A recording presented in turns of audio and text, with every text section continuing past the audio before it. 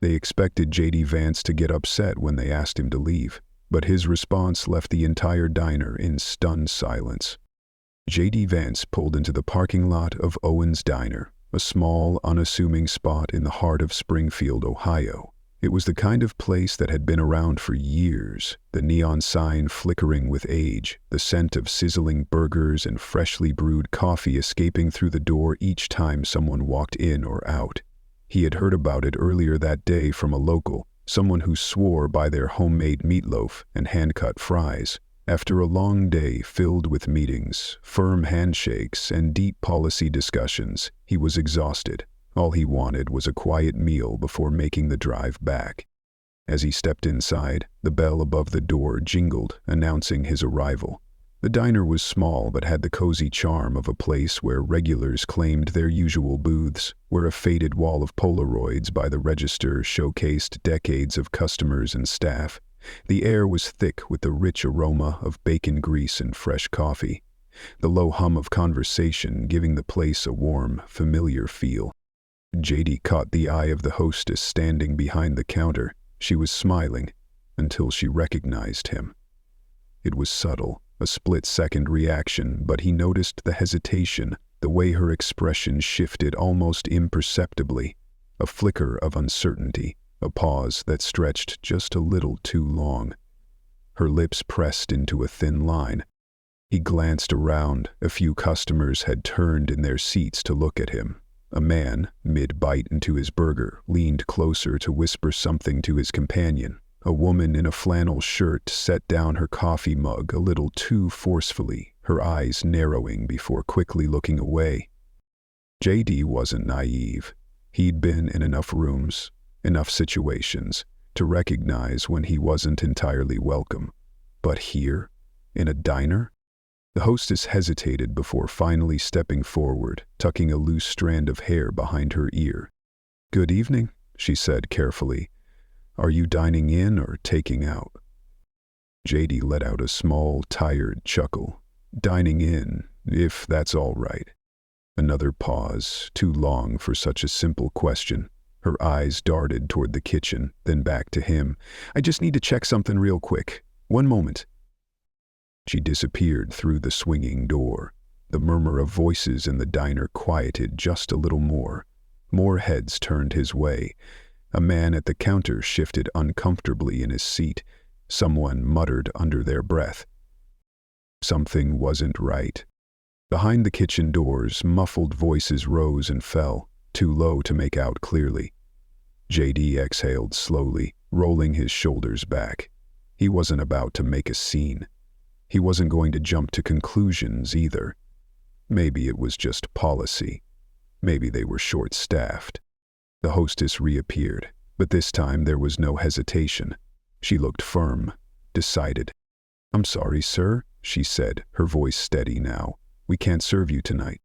It wasn't the words themselves, but the way she said them. The way the room seemed to shrink around those words.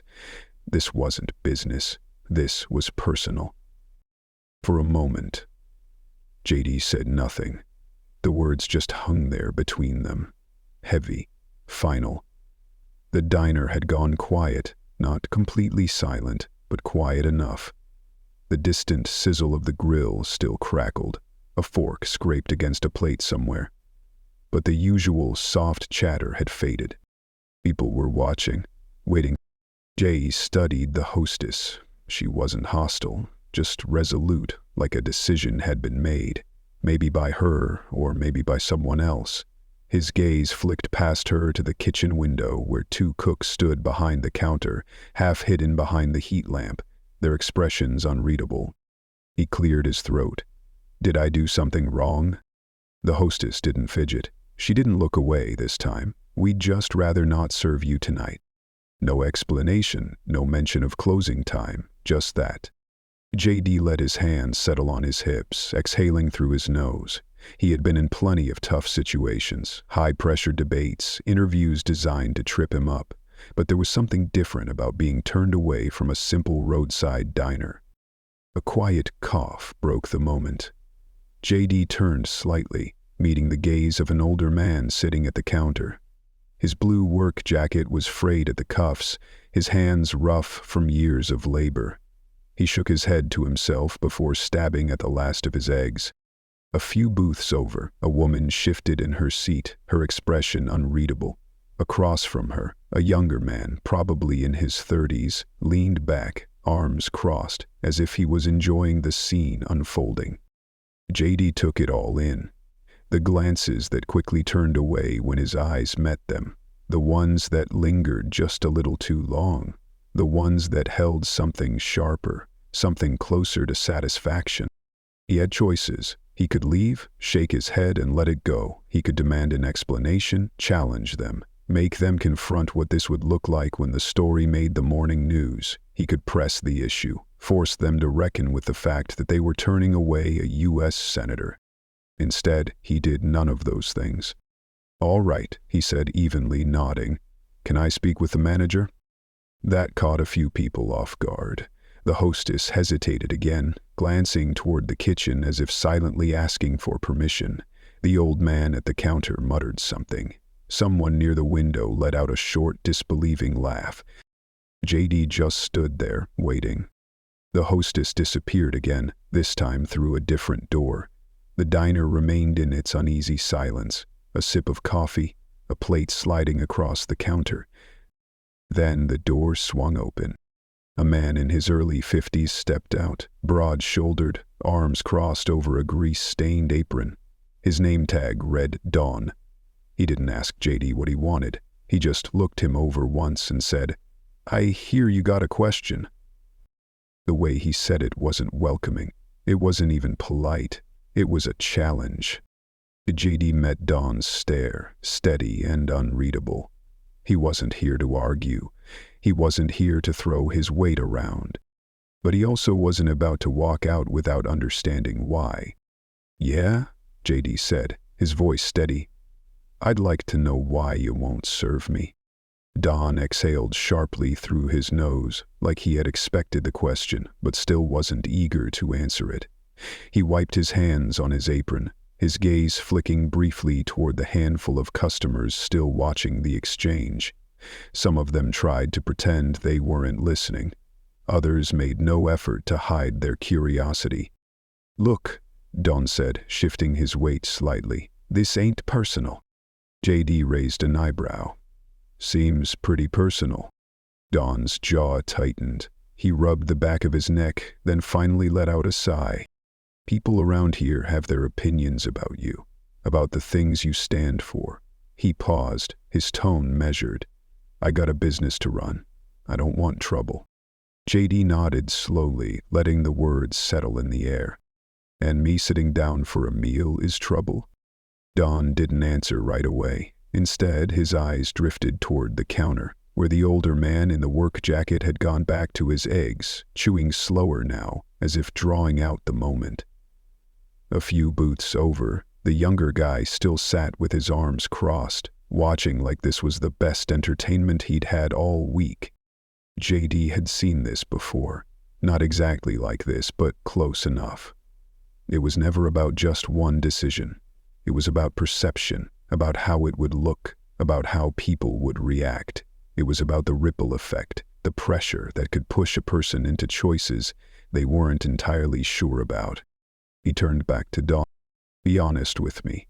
Do you agree with this, or is this just about keeping the peace?" Don hesitated, his fingers curled slightly against his apron, and for the first time JD caught a flicker of something, discomfort, uncertainty, like maybe Don wasn't as sure about this as he wanted to seem. Before Don could answer, the younger man in the booth let out a sharp laugh. "Oh, come on," he scoffed, shaking his head. "This ain't that deep. You're just not welcome here, simple as that." JD turned toward him, studying him for a moment. He looked like the kind of guy who thrived on confrontation, someone who had been waiting for an excuse to step in. JD didn't take the bait. He just looked back at Don. "I've got no problem leaving," JD said evenly, "if that's really what you want." The words hung between them, leaving Don with an opportunity, an opening to take a breath, to reconsider, to push back against whatever pressure had led to this moment. Don's gaze flicked toward the kitchen again, then back to JD. His expression hardened, though there was something else there, something unspoken. "I just don't want things to get ugly," Don said finally. JD nodded. "Neither do I." For a long moment, neither of them spoke. JD could have left.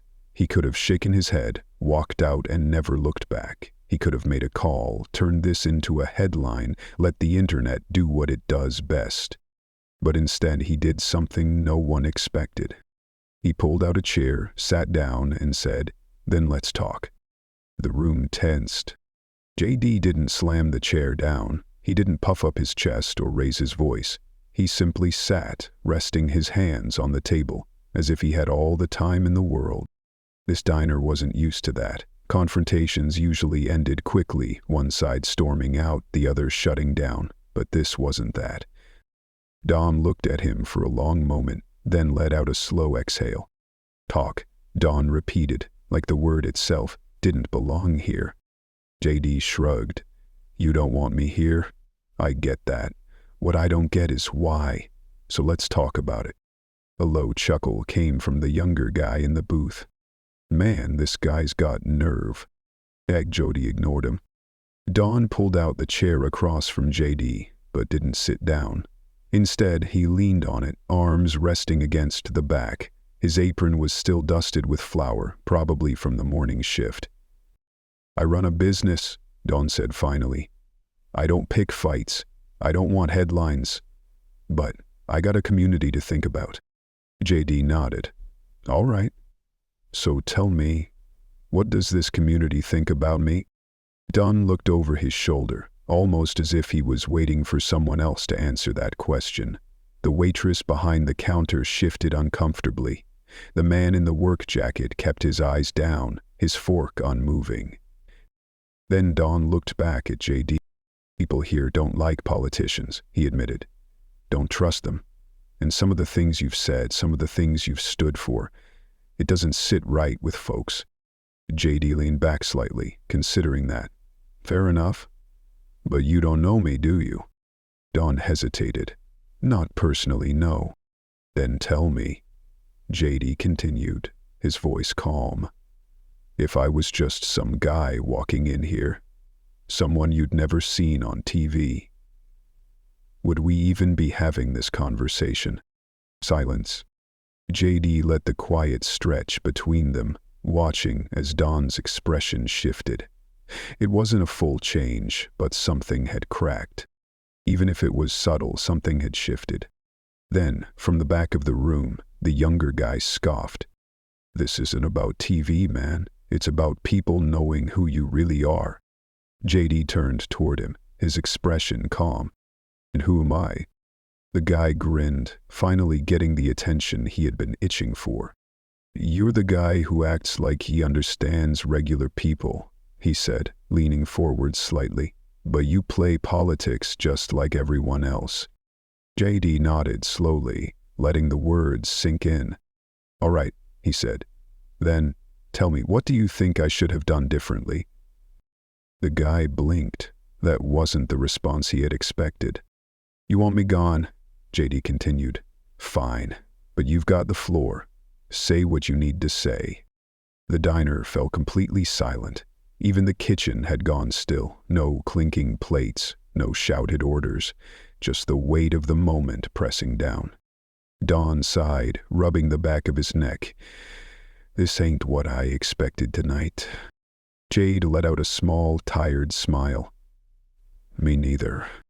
But for the first time, the tension in the room wasn't just about division. It was about something else, something closer to understanding. The diner wasn't just quiet. It was listening. Even those who had pretended not to care were now sneaking glances over their plates, their curiosity betraying them. JD sat there, patient. The younger guy, still leaning back in his booth, looked like he wanted to say something, but now hesitation flickered across his face, maybe because he realized JD wasn't arguing. He wasn't defending himself. He was just waiting. Don, his grip still firm on the chair in front of him, finally let out a breath.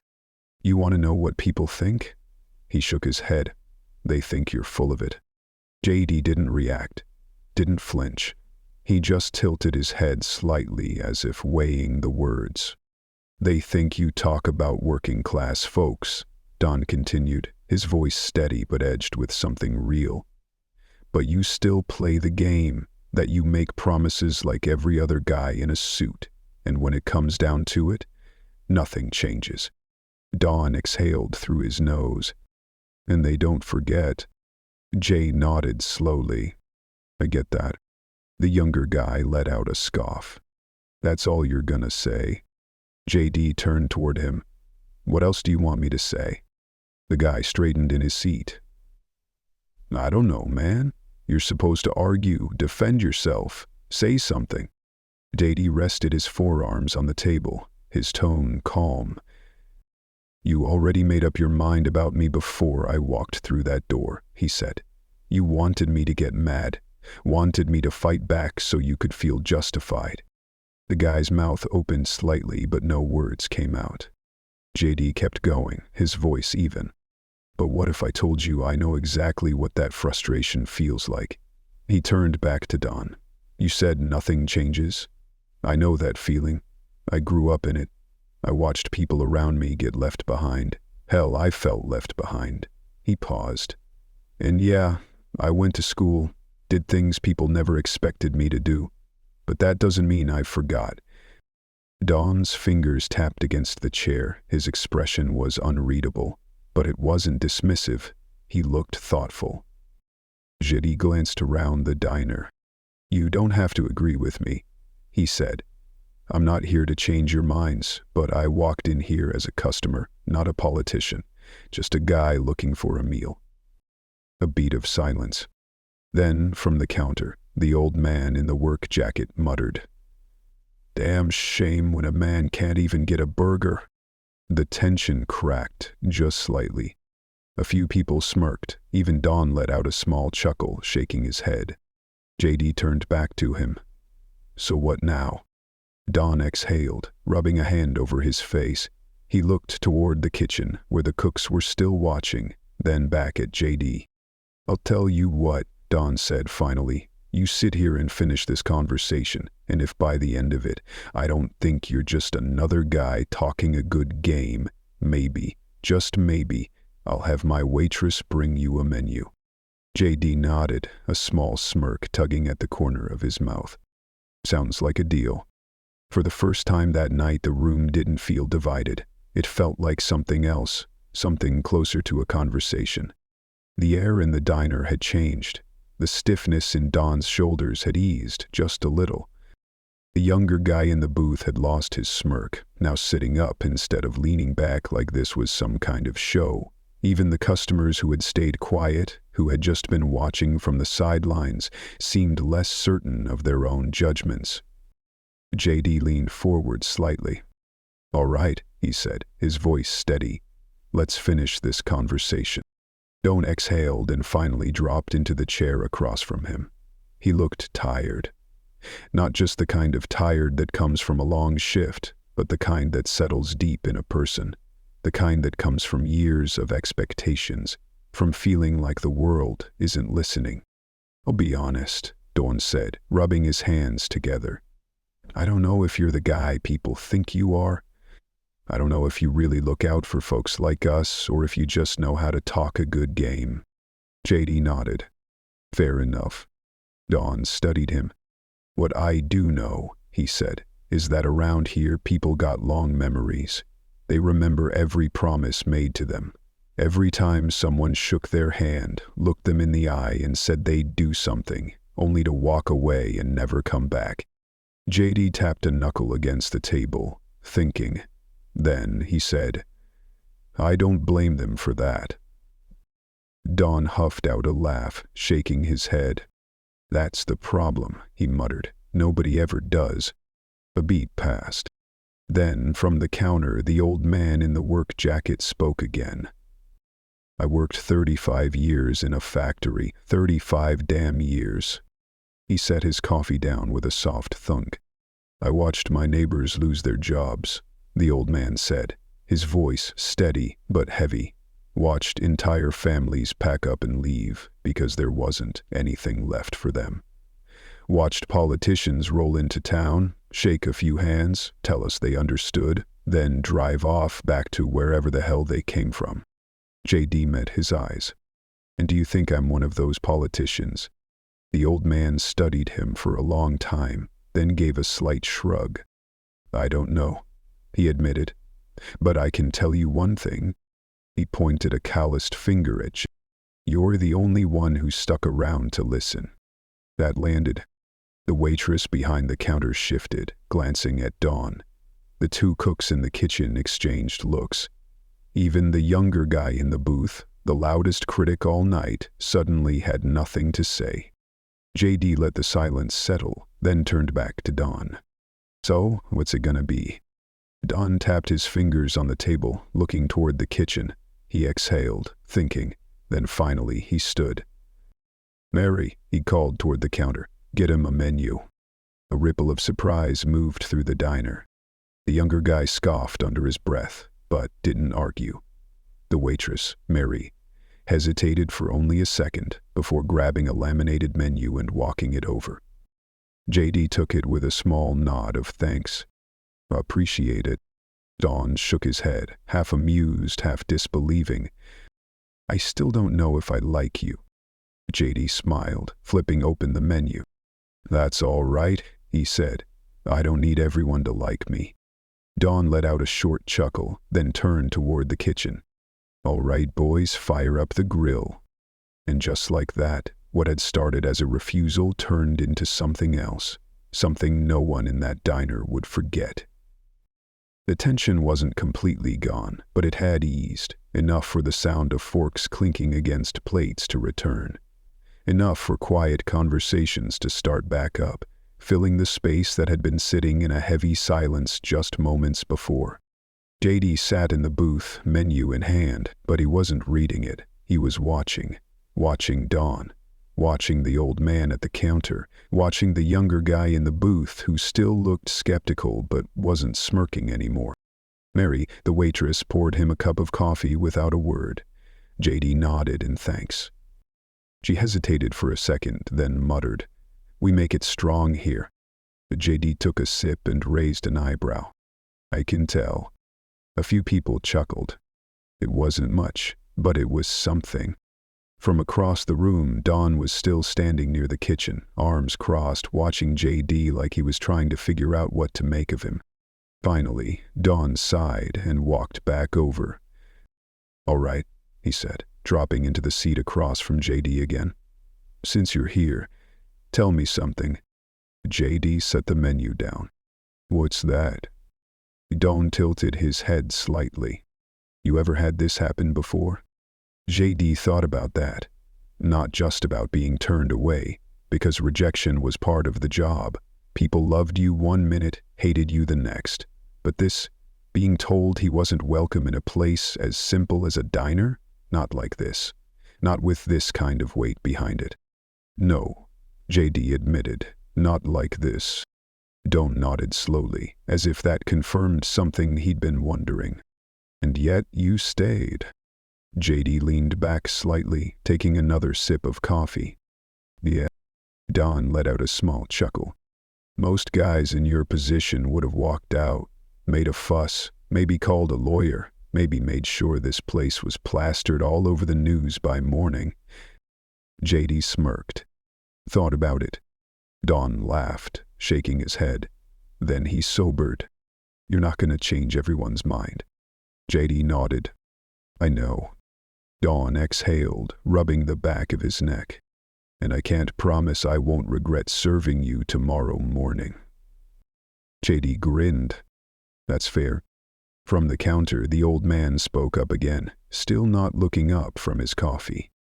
Still a damn shame when a man can't get a burger. JD turned toward him. Well, he said, I think that's about to change. A moment later, Mary appeared, setting a plate down in front of him. A classic diner cheeseburger, hand-cut fries on the side, simple but perfect. JD picked up the burger, took a bite. Silence. Then, with a completely straight face, he said, "Little dry." For half a second, the diner was dead still. Then Don barked out a laugh, the first real one of the night. A few others chuckled. Mary shook her head. JD set the burger down, wiping his hands on a napkin. "Kidding," he said. "It's good." Don just shook his head, still smirking. "You're a piece of work." JD nodded. "I've been told." The younger guy in the booth didn't say anything, but there was something different in his expression now. He wasn't convinced. Not completely. But he wasn't dismissing JD outright anymore either. As JD finished his meal, the diner started to feel like a diner again. Conversations picked up, plates clattered, coffee refills were poured. People still had their opinions, they still had their doubts. But for one night, in one small town, a different kind of conversation had happened. And maybe that was enough. Because in a time when everyone is ready to shout, sometimes the real power is in staying, in listening, in proving, if only for a moment, that not everything has to be a fight. If you made it this far, I've got one question for you. Have you ever been in a situation where you had to choose between walking away and staying to listen? Drop your thoughts in the comments. I'd love to hear what you think. And if you found this story worth your time, don't forget to like, subscribe, and hit that notification bell. There's always another story to tell, and I'll be here to share it with you. Until next time.